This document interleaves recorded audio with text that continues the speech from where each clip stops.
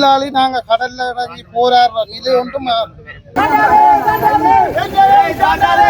Indian டாலரை கொளுத்துவோம் என்று கூறிக்கொள்கின்றேன். நான் எங்கட அரசாங்கம் இதை மறைச்சால் அவங்க பயத்துல உள்ளுக்கு வர மாட்டாங்க. இந்திய அரசால தடை செய்யப்பட்ட ஒரு தொழிலத்தை இங்க செய்யணும். இருந்த நகைகளையும் வீட்டு பத்திரங்களையும் அடமானம் வைத்து 70 50 நெடுந்தீவு என்ற எல்லா தொழிலாளியுமே பாதிக்கப்பட்டு இந்த அரசாங்கத்தை நான் கேட்டுக்கொள்றோம், எங்களை ஏமாத்தாமல் எங்களுடைய விலைகள் நாங்க கொண்டு நண்டு விலைகள் மற்ற பெரிய தொழில்களை எல்லாம் படுத்து அடுத்த நாள் எங்க விலைகள் காணாம போகுது. எங்களுடைய மக்களுடைய வாழ்வாதாரம் எங்களுக்கு அனைத்து சங்கங்களும் ஆதரவு தந்தார்கள். வணக்கம் உறவுகளே, இலங்கை கடல் எல்லைக்குள் இந்திய இழுவைப் படகுகளுடைய அத்துமீறலை கண்டித்து யாழ்ப்பாணத்தில் மீனவர்களால் கவனஈர்ப்பு போராட்டம் ஒன்று முன்னெடுக்கப்பட்டிருந்தது. இங்கு யாழ் மாவட்ட செயலகத்திலும் வடமாகாண ஆளுநர் அலுவலகத்திலும் தங்களுடைய கோரிக்கைகள் அடங்கிய மகஜர்களை கையளித்ததோடு மேன்மை தங்கிய ஜனாதிபதி அவருடைய கவனத்துக்கு கொண்டு வருமாறு வேண்டுகோள் விடுத்திருந்தார்கள்.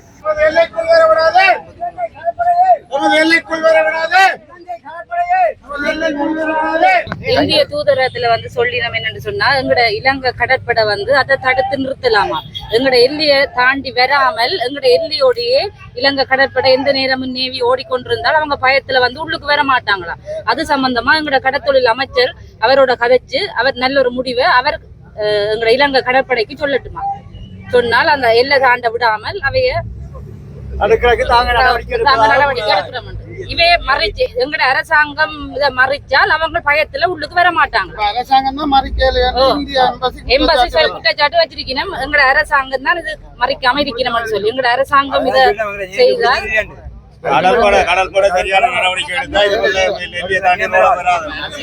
கடலை காப்பாத்திட்டாருன்னா அவர் வந்தா பிறகு 3 நாள் இருந்தது 7 நாள் ஆகி கவனத்துக்கு எடுத்து உடனடியா நடவடிக்கை எடுக்கணும். இல்லாட்டி தொழிலாளி நாங்க கடல்ல இறங்கி போராடுற நிலை ஒன்றும் இந்திய அரசால தடை செய்யப்பட்ட ஒரு தொழிலத்தை இங்க செய்யணும். எங்களோட கடலை பாதுகாத்து தர சொல்லித்தான் நாங்க கேட்டு ஆயிரக்கணக்கான இடங்கள்ல இருந்து ஆயிரக்கணக்கான மக்கள் போராட்டத்தில் ஈடுபட்டிருக்கோம்.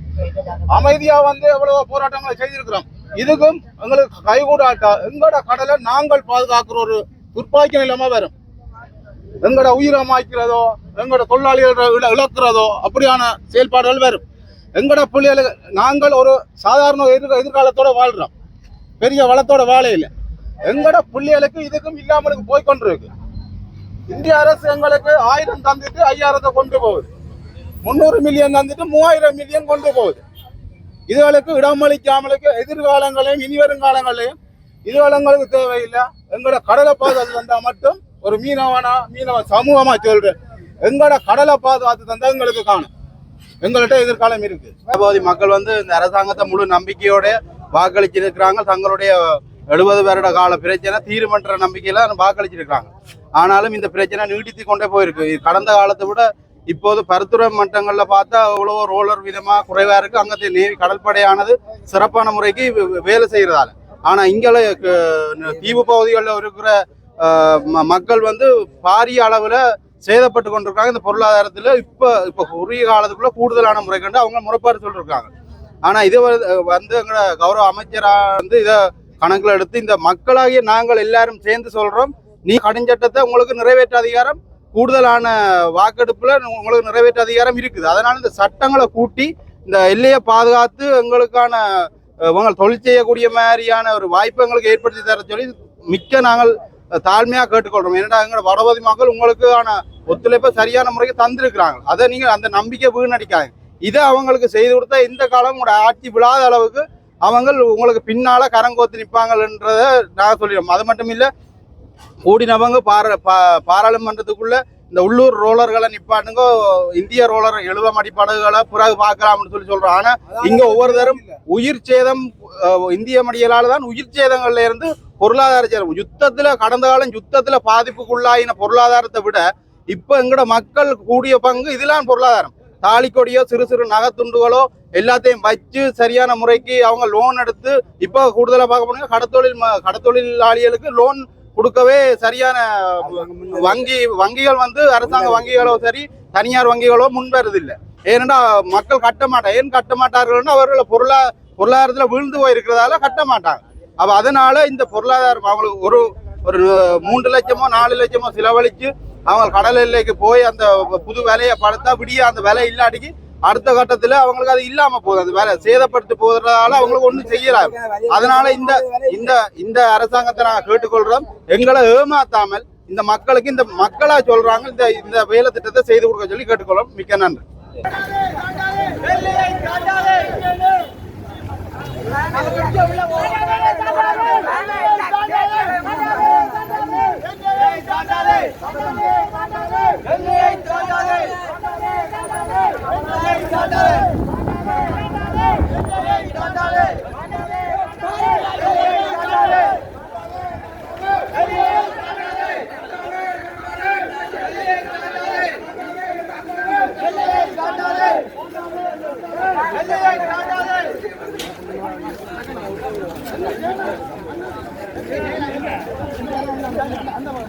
இந்தியன் இழுவைப்படகால் பாதிக்கப்பட்ட அனைத்து மீனவர்களும் இன்று வீதிக்கு இறங்கி பாரிய போராட்டத்திலே இன்று பெரிய ஆர்ப்பாட்டம் ஒன்று நடைபெற்றுக் கொண்டிருக்கின்றது. இது ஏனென்றால் இந்திய அரசுக்கு நாங்கள் ஒரு அழுத்தம் கொடுக்கின்றோம். இலங்கையிலே வாழுகின்ற மீனவர்களுடைய எதிர்காலம் இன்று கேள்விக்குறியாக்கப்பட்டிருக்கின்றது. இங்கே தடை செய்யப்பட்ட, அதுவும் இந்தியாவிலே தடை செய்யப்பட்ட இழுவை மடியை இலங்கைக்கு வந்து இலங்கை கடற்பரப்புக்குள்ளே வந்து தைரியமாக இன்று எல்லை தாண்டி இந்த மீன்பிடியில் ஈடுபட்டு அந்த மீன்பிடியில் ஈடுபடுவது மட்டுமல்லாமல் இங்கே இருக்கின்ற ஒவ்வொருவருடைய வாழ்வாதாரத்தையும் ஒவ்வொரு நாளும் சுரண்டி செல்கின்றார்கள். மறுநாள் கடலுக்கு செல்வதற்கு இங்கே கடற்தொழிலாளர்களுடைய உபகரணங்கள் அவர்களுடைய கைகளிலே இல்லை. இருந்த நகைகளையும் வீட்டு பத்திரங்களையும் அடமானம் வைத்து இந்த தொழில்களை வாழ்வாதார கடலுக்கு செல்கின்றார்கள். இன்று அவர்களுடைய பொருட்கள் இல்லாது ஒழிக்கப்பட்டிருக்கின்றன. வாழ்க்கை வாழ முடியாத ஒரு சந்தர்ப்பத்திலே இன்று அனைத்து மீனவர்களும் இன்று வீதிக்கு இறங்கி இருக்கின்றார்கள். நாங்கள் ஒரு கேள்வியை வினயமாக வைக்கின்றோம். தமிழ்நாடு அரசு இதிலே மிகவும் கவனம் செலுத்த வேண்டும். இங்கே இருக்கின்றவர்களும் தமிழ் பேசுகின்றவர்கள்தான், அங்கிருந்து வருபவர்களும் தமிழ் பேசுகின்றவர்கள்தான். இருந்தாலும் சட்டவிரோத தொழில்களுக்கு அங்கே நீங்களும் வீதியில் இறங்கி ஆர்ப்பாட்டம் செய்ய வேண்டாம். நீங்கள் தடை செய்யப்பட்ட தொழில்களை வைத்துக்கொண்டே இன்னொரு நாட்டுக்குடைய எல்லை தாண்டுவதற்காக நீங்கள் வீதியில் இறங்கி இருக்கின்றீர்கள். இன்று எங்களது வாழ்வாதாரம் பாதிக்கப்பட்டு கேள்விக்குறியான நிலையிலே இந்த இலங்கையைச் சேர்ந்த மீனவர்கள் இன்று வீதிக்கு இறங்கி இருக்கின்றார்கள். கடலுக்கு செல்ல வழி இல்லை, அதன் காரணமாகத்தான் இன்று வீதிக்கு இறங்கி இருக்கின்றார்கள். வினயமாக கேட்கின்றோம், மீனவ சமூகம் விழித்தள வேண்டும். முதலாவது, எங்களை வைத்து ஆட்சி செய்கின்றவர்கள், எங்களை வைத்து பகடக்காயாய் பயன்படுத்துகின்றவர்கள் எங்களை இன்று வீதிக்கு தள்ளி இருக்கின்றார்கள். ஆகவே நாங்கள் பாடசாலைக்கு செல்கின்ற மீனவ குடும்பங்களின் பிள்ளைகளிடம் நாங்கள் இன்று வேண்டி விரும்பி கேட்கின்றோம், உங்களது பெற்றோர்களுக்கு நீங்கள் அறிவு புகட்டுங்கள். இது சம்பந்தமான சில ஆய்வுகளை நடத்துங்கள். இது தவறா அல்லது சரியா என்கின்ற முடிவை நீங்கள் பிள்ளைகளை, மாணவ செல்வங்களை நீங்கள் எடுக்க வேண்டும். ஏனென்றால் வருங்காலம் உங்கள் கையில் இருக்கின்றது. இந்த அரசியல் தலைமைகளை நம்பி இனியும் வீதிக்கு இறங்க வேண்டாம். இன்று நாங்கள் வந்திருக்கின்றோம், எங்களது உயிர்கள் இன்று அச்சுறுத்தப்பட்டிருக்கின்றன. பாரிய ரோலர்களை கொண்டு சிறிய படகுகளை தாக்குகின்றார்கள். இங்கே பாதுகாப்பு கடமையில் ஈடுபட்டிருக்கின்ற நேவிகளுக்கு சுடுதண்ணி கல்களால் வீசி பாரிய அட்டகாசம் செய்கின்றார்கள். இதுகளெல்லாம் உங்களுக்கு தெரிவதில்லை. கரையில இருந்து வெறுமனே மைக்கை பிடித்துக் கொண்டு நாங்கள் ஆர்ப்பாட்டம் செய்கின்றோம், நாங்கள் இதை கண்டிக்கின்றோம் என்று பேசுவதில் எந்த விதமான நியாயங்களும் இல்லை. ஆகவே நீங்கள் இதை கருத்தில் கொண்டு எங்களது மீனவருடைய வாழ்வாதாரத்தை மேம்படுத்த உதவி செய்யுமாறு மிக வலியமாக கேட்டுக்கொள்கின்றோம். இந்திய தூதரகத்துக்கு சென்றிருந்தோம். அங்கே நாங்கள் சென்ற வேளையிலே இந்திய தூதரகத்திலிருந்து எமது மீனவர் சமுதாயத்திலிருந்து 5 நபர்களை உள்ளுக்கு எடுத்தார்கள்.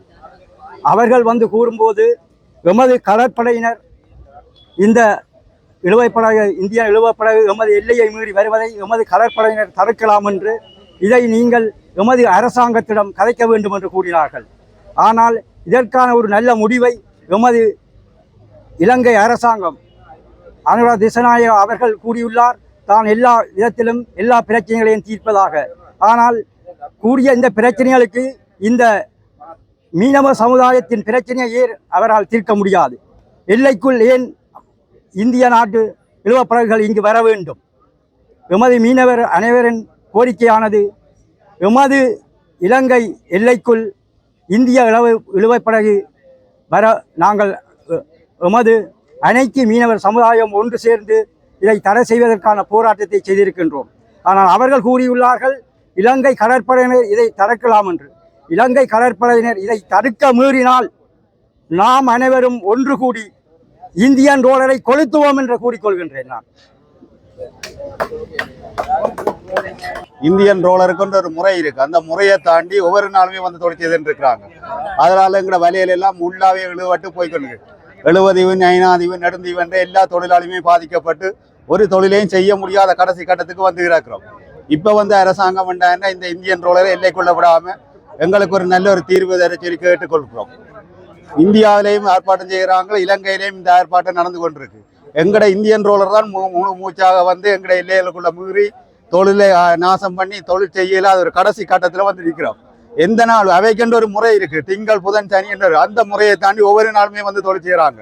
இந்த தொழிலுக்கு ஒரு நல்ல ஒரு முடிவு நாங்கள் செய்கிறோம் என்று சொன்னால் இலங்கை கடற்படை இந்தியன் ரோலர் எல்லைக்கு உள்ள விடாதபடி எங்களுக்கு ஒரு முடிவு ஒன்று எடுத்து தர வேண்டும். நான் நெடுந்தீவு பலம்புரி கடத்தொழிலாளர் சங்கத்திலிருந்து வந்திருக்கிறேன். எங்களுடைய கடத்தொழில் சமூகம் இன்றைக்கு பாரிய ஒரு அழிவுகளை மேற்கொண்டிருக்கின்றது. அதாவது வந்து தீவு பகுதி உட்பட நம்முடைய குன்னூர் பிறை, எங்களுடைய நெடுந்தீவிலிருந்து நயனாதீவு, நயனாவிலிருந்து அனலதீவு, அனலதீவிலிருந்து எழுபதீவு, மற்றது வேலன, குர்நகர், மண்டதீவு, இப்படியான எங்களுடைய ஊர்கள் வந்து இன்றைய இந்திய ஆக்கிரமிப்பு ரோலர்களால் வந்து பாரிய அழிவுகளை மேற்கொண்டு கொண்டிருக்கின்றன. இன்றைக்கு வடிவாக யோசிச்சு பாருங்க, எங்களுக்கு வந்து இலங்கை கவர்மெண்ட், இலங்கை அரசு வந்து எங்களுக்கு எந்த வித ஒரு லோனும் தரப்போறது இல்லை. மீனவருக்குன்னு சொல்லி 2 லட்சத்துக்கு மேலே தரப்போறதே கிடையாது. ஆனால் எங்களுடைய நெடுந்தீவிலே வந்து பார்த்தா 2,50,00,000 மேலான முறைப்பாடுகளை வந்து நாங்கள் போலீஸில் முறைப்பாடு செய்திருக்கின்றோம்.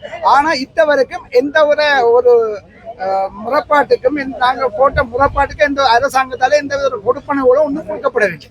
ஆனால் எங்களுடைய மீனவர்கள் தங்களுடைய மனைவிமாருடைய உடைமைகளையும் பிள்ளைகளுடைய உடைமைகளையும் வைத்துத்தான் தொழிலை உருவாக்குகின்றோம். அந்த தொழிலை உருவாக்கி நாங்கள் முன்னம் வந்து கிழமைக்கு 3 தரம் வந்த இந்திய படகுகள் இப்ப கிழமைக்கு 7 நாளும் பெறக்கூடியதாக இருக்கின்றது. ஆகவே எங்களுடைய வலைகள் நாங்கள் கொண்டு நண்டு வலைகள், அதில் மற்ற பெரிய தொழில்களை எல்லாம் படுத்து அடுத்த நாள் எங்களுடைய வலைகள் காணாம போகுது. இதால வந்து எங்களுக்கு பாரிய ஒரு நட்டங்களை தான் ஏற்படுத்தி கொண்டிருக்கு இந்திய படகுகள். ஆனால் இன்றைக்கு அந்த போன தொழில்களுக்கு மீள எங்களால் செய்ய முடியாம இருக்கு. இன்றைக்கு எங்களுடைய மீனவ சமுதாயம் இளைஞர்கள் எல்லாம் என்ன செய்யறாங்கன்னு சொன்னா மேசம் வேலைக்கு போக வேண்டிய சில இளைஞர்கள் வந்து வெளிநாடுகளுக்கு போக வேண்டியாரு, அதாவது வந்து சிறிய நாடுகளுக்கு போக வேண்டிய கட்டாயத்துக்கு தள்ளப்பட்டேன். அப்ப எங்களுடைய வாழ்வாதாரம் எங்க? அடுத்த தலைமுறைக்கு நாங்க என்ன வாழ்வாதாரத்தை விட்டு செல்றோம்? இலங்கை அரசை நான் கேட்கிறேன், என்ன கண்ட மூடித்தனமா நீங்க இருக்கிறீங்க? எங்களுடைய வாழ்க்கை என்ன? எங்களுடைய தலைமுறையினர் இப்படி ஒரு கேட்க நாதியத்தை இதா போய் கொண்டிருக்கிறோம். எங்களை என்ன பண்ணி வாழ்றதா சாகுறதா? தை மாதம் ஜனவரி 15ஆம் தேதி நான் எங்களுடைய அரைக்கோட்டியாம் விலை ஏற்றினது. இன்றைய பார்த்தா ஒரு 5000 ரூபாய்க்கு மேல நான் அந்த தொழில முதல் எடுக்க முடியாம இருக்கு. அப்ப வாரவருக்கு என்ன முதல் கொடுக்கறது? எங்களை மண்ணனுக்கு என்னத்தை நாங்க செய்யறது? எங்களுடைய வாழ்வாதாரம் எங்க?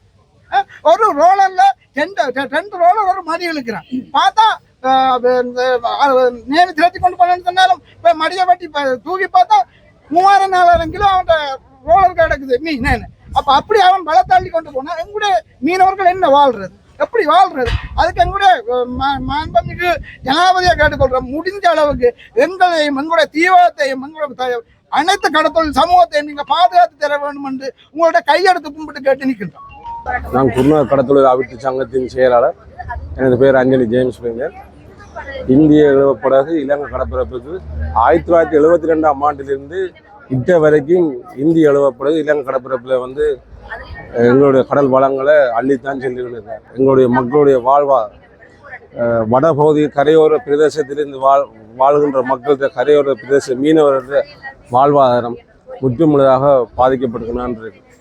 இன்றைய நிகழ்வு ஒட்டுமொத்த தீவக சங்கங்களோடு சேர்ந்து வடமான சங்கங்கள், கடத்தொழில் சங்கங்களும் சேர்ந்து மற்ற ஏனைய சங்கங்களும் சேர்ந்து தான் இந்த ஒரு ஆர்ப்பாட்டத்தை நாங்கள் ஒட்டுமொத்தமாக இந்திய இழுவப்படகு இலங்கை கடற்பரப்புக்கு வருவதை தடுத்து நிறுத்துவது இலங்கை அரசாங்கத்திட்ட நாங்கள் வைக்கின்ற ஒரு கோரிக்கை.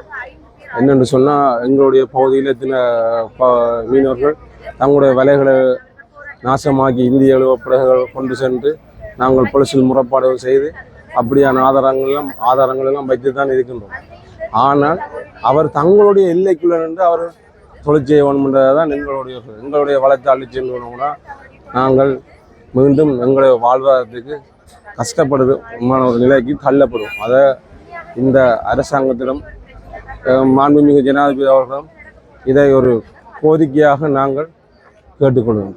அத்தோடு இன்றைய இந்த ஆர்ப்பாட்ட பேரணிக்கு ஒத்துழைத்த அனைத்து தீவிர சங்கங்களும் நிர்வாகிகளும் தொழில் உரிமையாளர் தொழிலாளர்களுக்கும் மற்றும் குருநா கடத்தொழில் அமைப்பு சங்கத்தின் நிர்வாகிகளுக்கும் தொழில் உரிமையாளருக்கும் தொழிலாளர்களுக்கும் இந்த ஆர்ப்பாட்ட பேரணியை ஒன்று சேர்ந்து நடத்தி முடித்ததற்கு நாங்கள் நன்றி கூறுகிறோம். நான் மண்டதி கடத்தொழிலாளர் சங்கத்தின் செயலாளர் நிக்கலா பிள்ளை சீமோன் கதை என்னுடைய பேர். நாங்கள் இந்த இந்திய இழுவைப் படகுகளுக்கு எதிரான ஆர்ப்பாட்டத்தை பேரணியை நாங்கள் நடாத்தி அதிமேதகு ஜனாதிபதி அவர்களுக்கு மகாஜர் கையளிக்கும் மூலமாக இந்த ஆர்ப்பாட்ட ஊர்வலத்தை ஒழுங்கு செய்தோம். இதில் எங்களுக்கு அனைத்து சங்கங்களும் ஆதரவு தந்தார்கள். தந்த அனைவருக்கும் எங்களுடைய நன்றியை கூறுகின்றோம். முல்லைத்தீவில் இருந்து வடமராட்சி மன்னர் ஊடாக அனைத்து சங்கங்களும் ஆதரவு தந்திருக்கிறார்கள். எல்லாருக்கும் நன்றி கூறுகின்றோம். அதே வேளையில் நாங்கள் இந்த மகாஜர் முதலாவதாக எங்களுடைய கடற்தொழில் நீதிவள திணைக்கள உதவி பணிப்பாளருடன் கையளித்த போது அவரால் கூறப்பட்ட வார்த்தை, இது சம்பந்தமாக தங்களுக்கு கூட்டம் ஒன்று நடைபெற்று இருப்பதாகவும் அதிலே இந்த விடயம் பேசப்பட்டதாகவும் தான் விரைவில் இதற்கான முடிவெடுத்து நல்ல ஒரு முடிவெடுப்பதாக கூறியிருந்ததாக எங்களுக்கு அறியப்படுத்தியிருந்தார். அதே போன்று நாங்கள் இந்திய தூதரகம் சென்ற போது இந்திய தூதரகத்திலே இந்திய தூதரகங்களை அன்போடு வரவேற்று எங்களை அனுசரித்து எங்களுக்கு சந்தோஷமாக கதைச்சிருக்கிறோம். கிட்டத்தட்ட நாங்கள் ஒரு 3/4 மணி நேரத்துக்கிட்ட கதைச்சிருப்பாங்க. வடிவாக கதைச்சோம். ஒவ்வொருத்தராக கதை கேட்டு எங்களுடைய கதைகளை கேட்டு கதைச்சிட்டு அவர் கூறும் வார்த்தை என்னன்னு சொன்னால், இது 2 நாட்டு பிரச்சனை ஆனபடியால் இது அரசாங்கங்கள் பேசி தீர்ப்பதை விட நீங்கள் மீனவ சமூகங்கள் இங்கே இருக்கிற மீனவ இப்போ நீங்கள் வந்தது நாங்கள் முதலாவது நாங்கள் இதில் எந்த ஒரு அரசியல் கட்சியிலோ எந்த ஒரு அரசியல் தலைவரும் எங்களுக்கு இல்லை. இது நாங்கள் தனியாக மக்களால் எடுக்கப்பட்ட பாதிக்கப்பட்ட மக்களால் எடுக்கப்பட்ட ஒரு போராட்டம். இதற்கு சகல வழிகளிலும் எங்களுக்கு ஆதரவு கிடைக்கும். அதைத்தான் அவரும் கேட்டுக்கணும். இதுதான் தேவை. அதை நாங்கள் சிநேகபூர்வமாக இந்தியாவில் இருக்கிற கடத்தொழில் சங்கங்களை அழைத்து நீங்கள் அங்கே போய் இதே மாதிரி திரும்பவும் உங்களை வர சொல்லி இருக்கிறேன். நீங்கள் எப்படி சங்கங்கள் வந்தீங்கன்னு சொன்னால் எங்களோட சேர்ந்து வந்தீங்கன்னு சொன்னேன். இப்படி ஆர்ப்பாட்டம் ஒருவேளை தேவையில்லை, நீங்கள் வாங்க. வந்தால் நாங்கள் இதை பற்றி கதைச்சு தான் திரும்ப உங்களை வர சொல்லியிருக்கோம். அதை கதைச்சு தான் முடிவெடுக்க சொல்கிறேன்னு சொல்லியிருக்கிறேன். ஆளுநர் ஆஃபீஸுக்கு போனாங்க. அவர் சொல்லியிருக்கிறார் ஆளுநர் இல்லை, ஆளுநருக்கு பதிலாக உதவியாளர் ஒருவர் எங்களிடம் அந்த மகஜரை கையேற்று தான் ஆளுநரிடம் கொண்டு போய் சேர்ப்பதாக கூறியிருக்கிறார். அரசாங்க அதிபரிடம் நாங்கள் கொடுக்க போதும் அரசாங்க அதிபர் இல்லை, மேலதிக அரசாங்க அதிபர் தான் எங்களிடம் மகஜரை கையேற்றிட்டு அரசாங்க அதிபர் இல்லாத பட்சத்தில் தான் இந்த பொறுப்பெடுக்க சொல்லி அரசாங்க அதிபரிடம் மறுமொழி வந்ததாகவும் அதே நேரத்தில் தான் இதை உரிய முறையில் அரசாங்கத்தை கொண்டு செல்வாங்க. அடுத்ததாக இந்த மகஜர் அதிமேதகு ஜனாதிபதி அவர்களுக்கு தான் நாங்கள் எங்களுடைய மக்கள் என்ற முறையில் உரிமையோடு நாங்கள் கேட்டிருக்கிறோம். அதாவது நாங்கள் இலங்கை குடிமகன் என்ற உரிமையோடு குடிமக்கள் என்ற வகையில் உரிமை இலங்கை குடிமக்கள் யாரிடம் கேட்க முடியும்? அரசினிடம் தான் கேட்க முடியும். அதே போன்று மக்களால் கேட்கப்பட்டது அரசினிடம் கேட்டிருக்கிறோம் எங்களுடைய அதிமேத ஜனாதிபதி. இதற்கு அதிமேத ஜனாதிபதி அவர்கள் செவிசாய்த்து இதற்கு ஆக்கப்பூர்வமான ஒரு தீர்வை தருவார் என எதிர்பார்க்கின்றோம்.